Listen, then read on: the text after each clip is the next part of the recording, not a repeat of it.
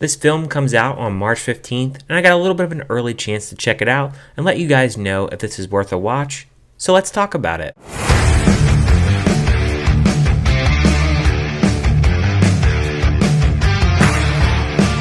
Today on the channel, we're going to be talking about One Life. It is a biography drama history film. This film was directed by James Hawes, and I've never seen any of his films before. It stars Anthony Hopkins, Helena Bonham Carter, and Johnny Flynn. The film is about Nicholas Winton. He is a young stockbroker. He travels over to Czechoslovakia, and this is months leading up to World War II. It's occupied by the Nazis, and he tries to save a bunch of children and get them to safety. Anthony Hopkins, he's usually in these smaller movies nowadays. So with this one being a smaller movie, I had like the lowest of low expectations, but I didn't think it would be completely horrible, and I can report that this film is actually pretty good. We start off with young Nicky Winton. He goes over to this country and he's seen all the turmoil between the kids and their family. It's cold. I love the atmosphere as far as like it's really dark, dreary, the grays and all the different blacks, the darkness of these times. It's during the 1930s, and these people are cold and hungry, and that's very apparent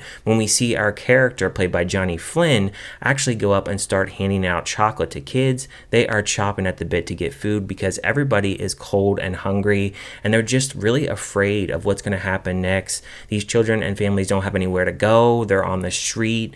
They're just starving. Not only are they on the street, but it's also snowing out. And Nicky Winton has a tough task here because he's trying to get these kids out before Hitler tries to invade. And at that point, they could be thrown into the gas chambers. So they're racing against time. So he calls up to his mother, played by Helena Bonham Carter. She's very supportive of him, and it's very much showing in this film. She shows her love to him, and she's willing to do anything to make this happen.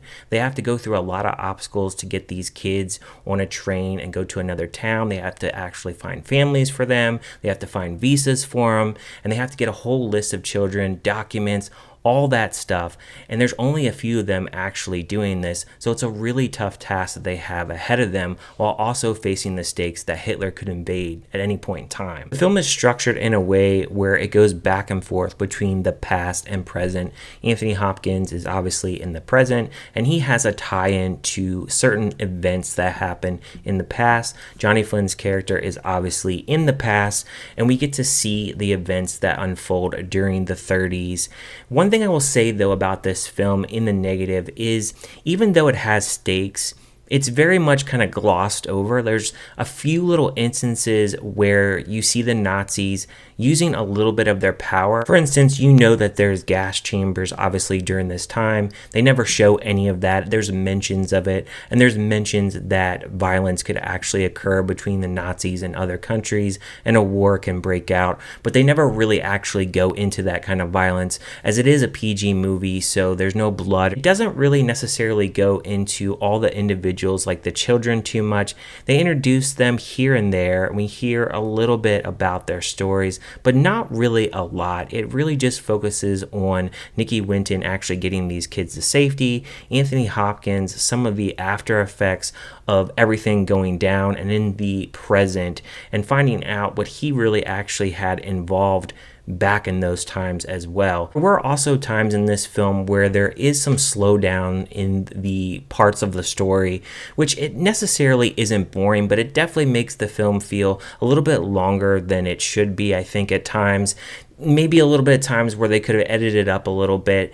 It's a story that I feel like it stretches itself a little bit because they're showing little bits and pieces of past and present, and even though in the present there is some things that tie into the past, I think it's one of those things where it really will depend on your attention span. I don't think this is a movie that is something where I would say, oh man, you just gotta go see it at a theater. It's one of those movies where you could watch at home, and it's a good one-time watch. I would give it a 3 out of 5 because I do think it's entertaining enough. I think acting-wise, it's done pretty well. I wouldn't give anybody an Oscar here or anything like that, but I do think that the characters themselves, they're established well enough. The premise is established enough. You see the obstacles that each character goes through, and even though it does have some slow down parts within that, there is some information that you find out within those slowing down parts, the emotions of those slower parts they do play a part in the story as a whole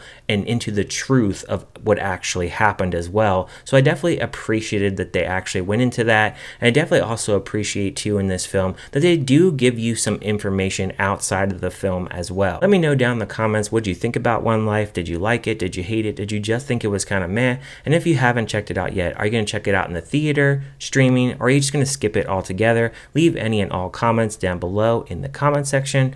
Thank you guys for checking this out, and I will see you guys next time.